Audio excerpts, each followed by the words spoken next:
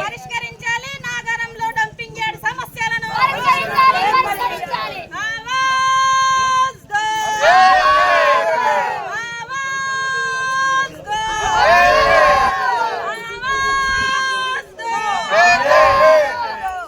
సిగ్గు ప్రజల ప్రాణాలతో చెలగాటమా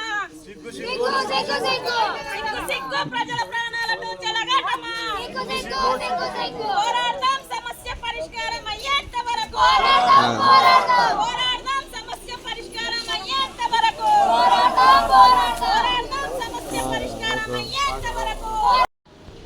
ఈరోజు నిన్న రాత్రి నాగారం 300 క్వార్టర్స్లో ఉన్న డంపింగ్ యార్డ్ మంటలు చెలరేగి ఆ పొగకు అక్కడున్న ప్రజలు ఆందోళన వ్యక్తం చేస్తూ ఉన్నారు. ఎందుకంటే రాత్రంతా విపరీతమైన మంటలు చెలరేగి అక్కడ ఉన్న ప్రజలకు ఆ పొగతోని ఊపిరి తీసుకోవడానికి కూడా ఇబ్బందికరంగా మారింది.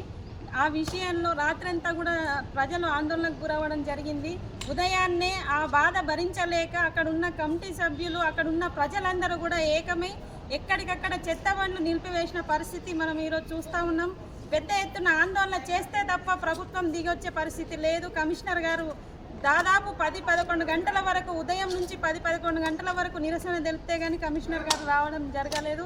వచ్చి హామీ ఇవ్వడం జరిగింది. ఎందుకంటే ఇది ఎండాకాలం ఉంది కాబట్టి ఇట్లాంటి ప్రమాదాలు జరుగుతాయి, దానికి మేము ముందే పసిగట్టడం జరిగింది. అందుకే మేము మీకు వాటర్ ట్యాంకులు ఇక్కడ పెడుతున్నామని చెప్పేసి కమిషనర్ గారు చెప్పడం జరిగింది. గతంలో కూడా చాలా సందర్భాల్లో అక్కడ ఉన్న స్థానికులందరూ కూడా ఆందోళన కార్యక్రమాలు చేసి దాదాపు 40 రోజుల వరకు కూడా నిరసన కార్యక్రమాలు చేసిన సందర్భాలు చూస్తూ ఉన్నాం. గతంలో ఎంతమంది ఎమ్మెల్యేలు ఎంపీలు వచ్చి ఎలక్షన్లకే ముందు హామీలు ఇవ్వడం కూడా జరిగింది.